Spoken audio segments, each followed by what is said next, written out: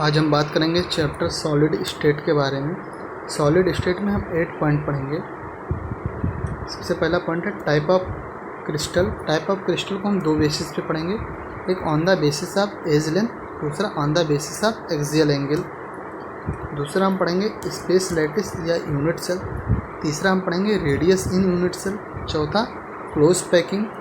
पांचवा volume occupied by atom per unit cell. छठा पढ़ेंगे इंटरस्टिशियल वायड। सातवां पढ़ेंगे कोऑर्डिनेशन नंबर। सातवां हम पढ़ेंगे डेंसिटी। चैप्टर है सॉलिड स्टेट। सॉलिड स्टेट में सबसे पहला हम पॉइंट पढ़ेंगे type of crystal on the basis of edge length ABC and axial angle alpha beta gamma. There are the 7 type of crystal. 7 प्रकार के क्रिस्टल होते हैं। सबसे पहला क्यूबिक या टेट्रागोनल। क्यूबिक, दूसरा है टेट्रागोनल, तीसरा मोनोक्लिनिक, चौथा ट्राइक्लिनिक, पांचवा हेक्सागोनल, छठा राम्बोहेड्रल, सातवां आर्थोरैम्बिक। 7 प्रकार के क्रिस्टल होते हैं। एक पॉइंट आता है कि ये एज लेंथ क्या है, एक्सियल एंगल क्या है। मान लो हम 3 एक्सिस ले रहे हैं, X Y Z. X Y Z axis ले लिए, इसे हम ए मान दे रहे हैं, इसे बी मान दे रहे हैं, इसे सी मान दे रहे हैं। ओके, यहाँ के बीच का एंगल अल्फ़ा है, एक्स और वाई के बीच का, और एक्स एंड जेड के बीच का एंगल क्या है, गामा होता है, और वाई एंड जेड के बीच का एंगल बीटा होता है। तो इनके बीच का जो एंगल होता है उसे हम एक्सियल एंगल कह देते हैं। जो इनकी लेंथ होती है इसको हम कह देते हैं एज लेंथ। तो ऐसे ही क्रिस्टल में हम बात करेंगे अभी। अब पहला हम पढ़ेंगे type of crystal axial angle के बेसिस पे। एक्सियल एंगल के बेसिस पे क्रिस्टल को 5 भाग में बांट दिया गया है। ऐसे क्रिस्टल जिसमें अल्फा बराबर बीटा बराबर गामा बराबर 90 डिग्री है, इनमें कौन कौन से आते हैं, क्यूबिक, टेट्रागोनल, ऑर्थोरॉम्बिक, जिसे हम CTO से याद करेंगे। Cubic, tetragonal, orthorhombic. अल्फा बराबर बीटा बराबर gamma not equal to 90 degree है, इसमें राम्बोहेड्रल में। तीसरा alpha not equal to beta not equal to gamma बराबर 90 डिग्री है, इसमें ट्राइक्लिनिक में। अल्फ़ा बराबर गामा बराबर 90 डिग्री है जबकि बीटा 90 डिग्री नहीं है, इसमें मोनोक्लिनिक में। अल्फ़ा बराबर बीटा बराबर 90 डिग्री है जबकि गामा 120 डिग्री का है, इसमें हेक्सागोनल में। तो 5 प्रकार के क्रिस्टल हो गए किसके बेसिस पे, एक्सियल एंगल के बेसिस पे। हम पढ़ेंगे एज लेंथ के बेसिस पे कितने प्रकार के क्रिस्टल हैं। ओके, 3 प्रकार के क्रिस्टल बांटे गए। एक है ए बराबर बी बराबर सी है, इसमें क्यूबिक और राम्बोहेड्रल में। ए बराबर बी है लेकिन सी बराबर नहीं है, यानी नॉट इक्वल टू सी है, किसमें, टेट्रागोनल एंड हेक्सागोनल में।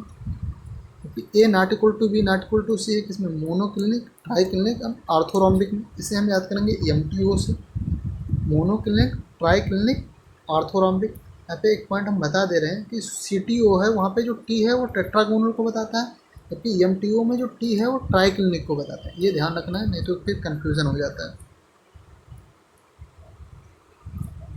अब इससे क्वेश्चन कैसे आएंगे, एज लेंथ और एक्सियल एंगल के बेसिस पे क्रिस्टल। इसमें ये पॉइंट दे देगा कि A not equal to B not equal to C है, अल्फ़ा बराबर बीटा बराबर गामा बराबर 90 डिग्री। ये किस प्रकार के क्रिस्टल में पाया जाएगा। तो सबसे पहला हमारा काम क्या होगा कि A not equal to B not equal to C वाला हम पहले लिख लेते हैं। तो A not equal to B not equal to C में क्या आता है, MTO आता है। अभी हमने पढ़ा है ये MTO। तो क्या होगा, मोनोक्लिनिक, ट्राइक्लिनिक, आर्थोरॉम्बिक। अब अल्फ़ा बराबर बीटा बराबर गामा बराबर 90 डिग्री किस में आता है, इसको भी हमने पढ़ा है CTO से। तो क्यूबिक, टेट्रागोनल, ऑर्थोरॉम्बिक आ गया। अब कॉमन कौन है, आर्थोरॉम्बिक क्या है, दोनों में कॉमन है। इसका मतलब ये हो कि आर्थोरॉम्बिक में A not equal to B not equal to C भी पाया जाता है, अल्फ़ा बराबर बीटा बराबर गामा बराबर 90 डिग्री भी पाया जाता है, इसलिए आर्थोरॉम्बिक क्या होगा, आंसर हो जाएगा। ओके, अब हम कोशिश करते हैं कि हम इन स्ट्रक्चर को देख ले जाते हैं कि जो 7 प्रकार के जो स्ट्रक्चर हैं, 7 प्रकार के जो क्रिस्टल हैं, ये कैसे होते हैं।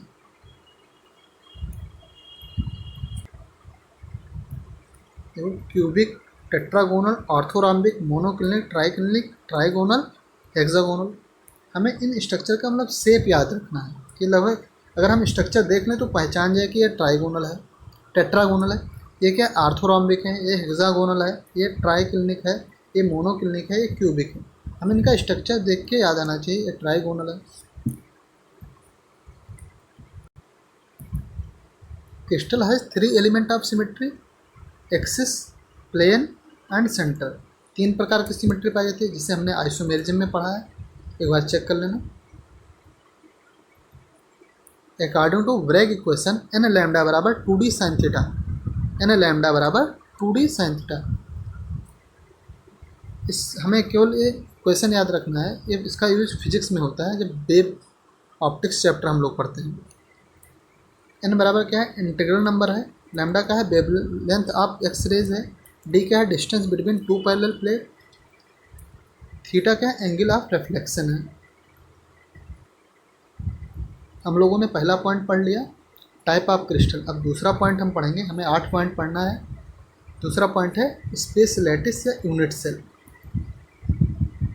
द पोजीशन ऑफ एटम और मॉलिक्यूल और ion is represented by point. जो एटम मॉलिक्यूल आयन का जो पोजीशन होगा उसे हम किससे रिप्रेजेंट करेंगे, पॉइंट से रिप्रेजेंट करेंगे। नेम्ड एज लैटिस पॉइंट और लैटिस साइड, से हम लैटिस पॉइंट या लैटिस साइड कहेंगे। यहाँ से देखना, arrangement of lattice point in of A crystal is space lattice. किसी क्रिस्टल में जो लैटिस पॉइंट का जो अरेंजमेंट होगा, कैसे अरेंजमेंट है उसका, उसे क्या कहेंगे, space lattice.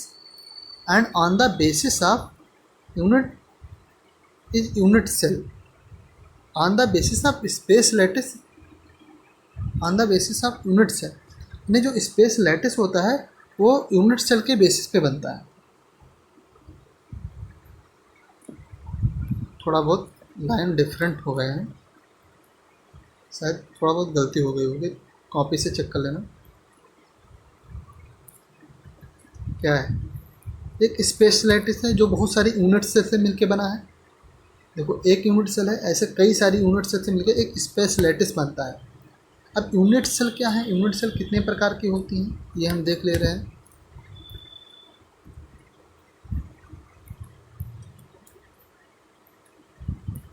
Unit cell are of 4 type, 4 प्रकार की यूनिट सेल होती हैं। एक सिंपल और प्रिमिटिव यूनिट सेल। सिंपल और प्रिमिटिव यूनिट सेल में क्या होता है, lattice point are at corner, केवल लैटिस पॉइंट कॉर्नर पे पाए जाते हैं। इसे एक काम दिखा दे रहे हैं, समझो एक क्यूब है, इसमें क्या है, लैटिस पॉइंट कहाँ कॉर्नर पे पाए जा रहे हैं, यानी एटम मॉलिक्यूल या आयन जो है वो कॉर्नर पे ही पाए जाते हैं। जबकि बॉडी सेंटर्ड यूनिट सेल में क्या होता है, lattice point at corner, corner भी पाए जाते हैं, सेंटर ऑफ यूनिट सेल, और यूनिट सेल के सेंटर में भी पाए जाते हैं। तीसरा है face centred unit cell. In this lattice point are at centre, lattice point are at corner and centre of face, और फेस के सेंटर में पाए जाते हैं। End centred, lattice point are at corner, corner पे पाए जाते हैं, and centre of end, end के सेंटर में भी पाए जाते हैं। अब हम इनका फिगर देख ले रहे हैं एक बार। तो सिंपल क्यूबिक यूनिट सेल में लैटिस पॉइंट केवल कॉर्नर पे पाए जा रहे हैं, जबकि बॉडी सेंटर में कॉर्नर पे पाए जा रहे हैं, फिर एक को बीच में पाया जा रहा है। जबकि फेस सेंटर्ड में सारे कॉर्नर पे यूनिट सेल पाए जा रहे हैं, लैटिस पॉइंट पाए जा रहे हैं, और एक एक फेस में पाया जा रहा है। क्यूब में कितने फेस होते हैं, 6 फेस, तो 6 फेस पे एक एक लैटिस पॉइंट पाया जा रहा है। ये इंड सेंटर्ड, इंड सेंटर में क्या है कि सारे कॉर्नर पे लैटिस पॉइंट पाए जा रहे हैं, और एक इस इंड पे पाया जा रहा है, इस इंड के फेस पे मान लो, ये दूसरे इंड के फेस पे पाया जा रहा है। हम लोगों के पास जो बेसिक यूनिट सेल है वो 4 ही है। कौन कौन से, सिंपल या प्रिमिटिव यूनिट सेल, दूसरा बॉडी सेंटर्ड, तीसरा फेस सेंटर्ड, चौथा इंड सेंटर्ड। हम लोगों ने जो 7 प्रकार के क्रिस्टल पढ़ा, cubic, tetragonal, monoclinic, triclinic, hexagonal, rhombohedral, orthorhombic, ये जो 7 प्रकार के हमने क्रिस्टल पढ़ा, ये 4 प्रकार के यूनिट सेल से मिलकर बने होते हैं। सिंपल या primitive unit cell, body centred, face centred and end centred. Bravais नामक साइंटिस्ट ने इसे एक्सप्लेन किया, अभी हम देख ले रहे हैं। 7 crystal are divided to 14 space lattice on the basis of unit cell. जो 7 क्रिस्टल हैं, जो भी हमने बात किया, इनको 14 स्पेशलिटीज़ में डिवाइड किया जाता है। किसके बेसिस पे? यूनिट सेल के बेसिस पे। जैसे अगर बात किया जाए क्यूबिक में कौन कौन सी यूनिट सेल पाई जा सकती हैं? सिंपल या प्रिमिटिव यूनिट सेल पाई जाती हैं, फेस सेंटर्ड यूनिट सेल पाई जाती हैं, बॉडी सेंटर्ड यूनिट सेल पाई जाती हैं। यानी क्यूबिक में 3 प्रकार की यूनिट सेल पाई जा सकती हैं। ऐसे हम सबका देख ले रहे हैं। ब्रेवियस लैटिस में 14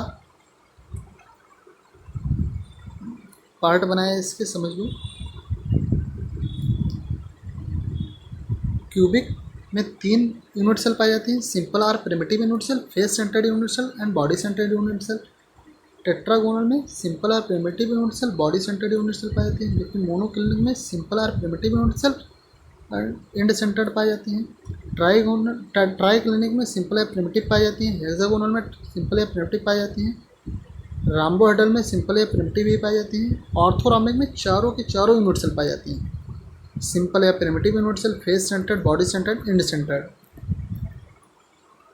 अभी 14 ब्रेवियस लैटिस कैसे आ जा रहे हैं देख लो।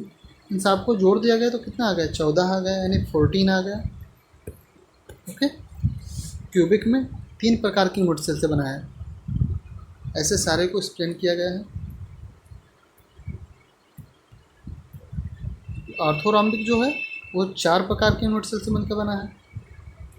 ओके। अब हम कुछ जनरल पॉइंट देख ले रहे हैं। In cube number of corner is 8 and in hexagon 12। Hexagon में 12 कॉर्नर होते हैं, जबकि क्यूब में 8 कॉर्नर होते हैं। In cube number of faces are 6 and in hexagon 8 faces पाए जाते हैं। In cube number of edge is 12 and hexagon number of edge is 12 + 6 यानी 18 पाए जाते हैं। इनमें 12 + 6 क्यों लिखा जाता है? अभी हम इसके बारे में बात कर ले रहे हैं। जैसे एक क्यूब है, क्यूब में कितने कॉर्नर पाए जाते हैं? 1 2 3 4 5 6 7 8 कॉर्नर पाए जा रहे हैं। ओके। इसमें फेसेस कितने? 6 फेसेस है। 1 2 3 4 5 एक आगे है 6 फेसेस होते हैं।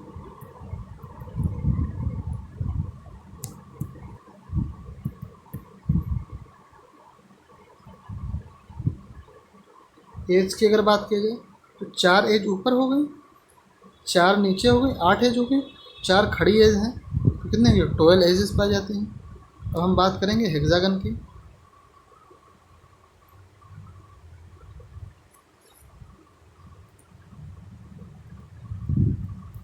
हम फुल स्ट्रक्चर नहीं बनाएंगे। इससे 6 कॉर्नर इसके हैं, 6 कॉर्नर यहाँ हो गए, 6 ऊपर हो गए। ओके। तो इसके कितने कॉर्नर है? 12 कॉर्नर है। नंबर ऑफ फेसेस और 8 हैं इसमें। देखो 6 फेसेस हो गए। एक फेस इधर से बनेगा अगर सीधे लेंगे, दूसरा फेस इधर से बनेगा, तीसरा इधर से बनेगा, चौथा, पांचवा, 6 तो फेस ऊपर से बन जाएंगे। एक ऊपर वाला फेस हो गया, एक नीचे वाला फेस हो जाएगा, 8 फेस हो जाएंगे। ओके। अब एज की बात कर ले रहे हैं। एज कितने हो गए? एक एज है, 2 3 4 5 6 7 8 9 10 11 12, तो 12 फेसेस हैं। 12 एज जो हैं वो लगभग बराबर एज हैं।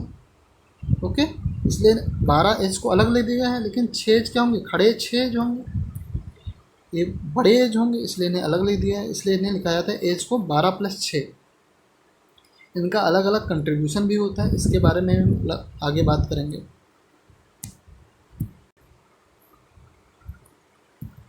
हम बात करेंगे contribution of atom per unit cell बराबर क्या होगा?